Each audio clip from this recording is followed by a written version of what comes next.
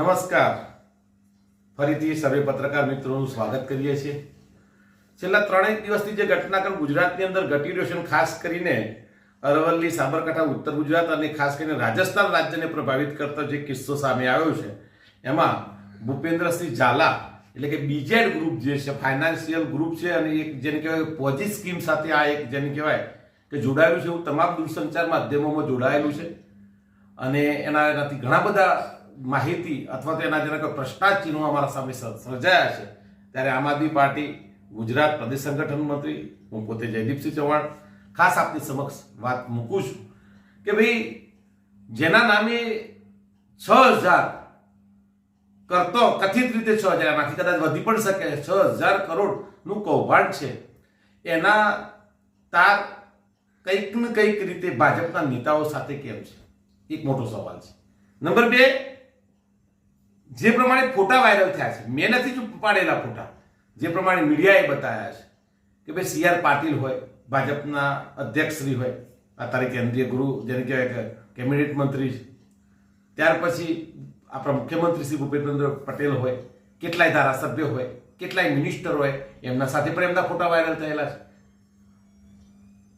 જ્યારે જ્યારે પણ ગુજરાતની અંદર અલગ અલગ જેને કહેવાય કે કોઈ ઇસ્યુ થયા કે ભાઈ રાજકોટ ગેમ કાંડ હોય, ગેમ ઝોનનો જે પ્રશ્ન થયો, તક્ષશિલાની વાતો થઈ, તક્ષશિલા કાંડ સુરત ખાતે થયો, લઠ્ઠા કાંડ થયો ભાવનગરની આસપાસ, ત્યાર પછી મોરબીની અંદર જે પૂર દુર્ઘટના થાય છે, ખ્યાતિ હોસ્પિટલ અવરોધતા વર્તમાનની અંદર થોડા જ સમયમાં પહેલા કે ભાઈ નજીકના ભૂતકાળમાં જેને કહી શકાય એ જે કાર્તિક પટેલ છે, એમના કોઈકનું કોઈક તાર આ ભ્રષ્ટાચારીઓના તાર છેલ્લે બીજેપી સાથે કેમ જોડાયેલા હોય છે.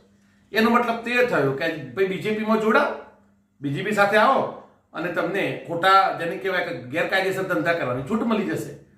તમને કોઈ પણ રીતે બીજેપી સાથે મેળમિલાપ કરો, તમને ખોટા ધંધા કરવાની મેળમિલાપ મળી જશે. બહુ સત્તાવન એટલે કહેવાય દુઃખદાયક વાત છે. અમે વારંવાર રજૂઆતો કરીએ છીએ કે ભાજપ એ ભ્રષ્ટાચારીઓને પૂછે છે અને માટે જ છેલ્લા 5 વર્ષની અંદર 10,000થી પણ કદાચ વધુ નાણાકીય છેતરપિંડીની ઘટનાઓ ગુજરાતની જનતાને ભોગવવી પડી છે, ગુજરાતની જનતાની સામે આવી છે.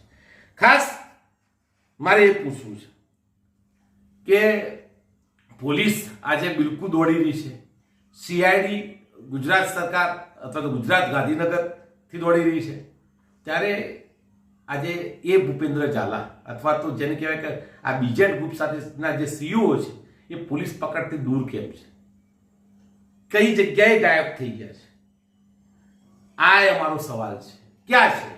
અને ખાસ એ મારે કહેવું છે કે એમના જે ભાગીદારો છે એ ભાગીદારો જુઓ, એમની દરોડાની સ્કીમ હોય, એમના અન્ય વ્યવસાયો હોય, એમાં કોઈકનું કોઈક જગ્યાએ ભાજપના મોટા ગજાના નેતાઓ અથવા તો ભાજપના સહાયક નેતાઓ એની સાથે જોડાયેલા કેમ છે, એક મોટો સવાલ છે. આગળની વાત કરીએ તો એમના ઈશારે બેંકો પણ અવરોધ તાજેતરમાં જોયું કે મોડાસાની અંદર એક બેંક પણ આ લોકોએ શરૂ કરવામાં આવી. એ કોના ઈશારે શરૂ કરવામાં આવી છે? મને તો એવું પણ જાણવા મળ્યું છે કે કેટલી ઓફિસો જે છે, જે પ્રમાણે મહેસાણાની અંદર અથવા તો સાબરકાંઠાની અંદર જે ઓફિસો છે કે અરવલ્લીની અંદર જે ઓફિસો છે, એમાં કેટલી ઓફિસોના ઉદ્ઘાટન જવાબદાર જનપ્રતિનિધિઓએ કરેલા છે. તો મારો સવાલ એ છે કે જેની શક્તિ 1 ના 2 કરવાની છે, જેની શક્તિ 2 થી 4 કરવાની છે, એવા મહાકૌભાંડી જેને કહી શકાય અથવા તો જેને કથિત રીતે આવનારો સમય બતાવશે, પણ જે પ્રમાણે સીઆઈડી એની પ્રેસ વાર્તામાં બતાવ્યું છે, તો આ વ્યક્તિ છે ક્યાં? આ એક મોટો સવાલ છે કે કઈ જગ્યાએ છે, કેમ પોલીસ પકડતી હજી સુધી પોલીસ દૂર છે, એક મોટો સવાલ છે.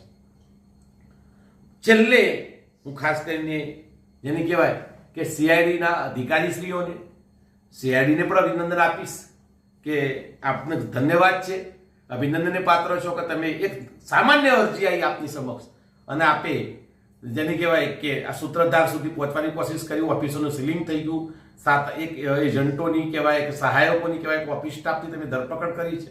પણ ક્યાંક ને ક્યાંક નમ્ર વિનંતી પણ કરીએ છીએ કે સાહેબ જોજો, નાના માણસો મરી ના જાય, નિર્દોષ માણસો મરી ના જાય.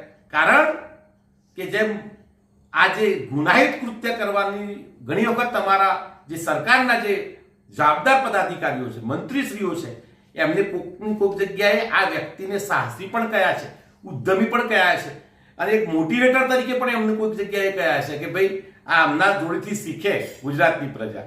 અને એટલા માટે અમે ખાસ વિનંતી કરીએ છીએ કે જેટલી રસપૂર્વક તમે આ ઘટનાને સુધી નજીક પહોંચી ગયા છો, 6,000 કરોડનો ઓફરો સિદ્ધ કર્યો છે, છેલ્લે મારી વાત મૂકીશ કે એટલી જ રસપૂર્વક તમે રાજકોટ ગેમ ઝોનના જે પીડિતો છે, મોરબી કાંડના જે પીડિતો છે, હરણી બોટકાંડના જે પીડિતો છે, તક્ષ કાંડના જે પીડિતો છે, અવારનવાર ડ્રગ્સની ઘટનાઓ હજારો કરોડના ડ્રગ્સ પકડાય છે, બુટલેગરોના ઈશારે મોટા મોટા દારૂના વેપલા ચાલે છે, કે કેટલાય સરકારી અધિકારીઓ ફરજ ઉપર કહેવાય કે કચડાઈ જાય છે, તો એમની સાથે પણ પહોંચજો. એટલે બધી રીતે તમારું બેલેન્સ જળવાય. કારણ કે એક ઘટના તો તમે સામે લાવ્યા, અભિનંદન છે, પણ એ સિવાયની અનેક ઘટનાઓ છે કે એના પણ પીડિતો અત્યારે ખૂબ દુઃખી છે. તો એના સામે પણ ખૂબ નજીકથી પહોંચી જાય ને એ લોકોને, જે પીડિતોને ન્યાય આપજો. ધન્યવાદ. ભારત માતા કી જય. જય જય ગરીબ.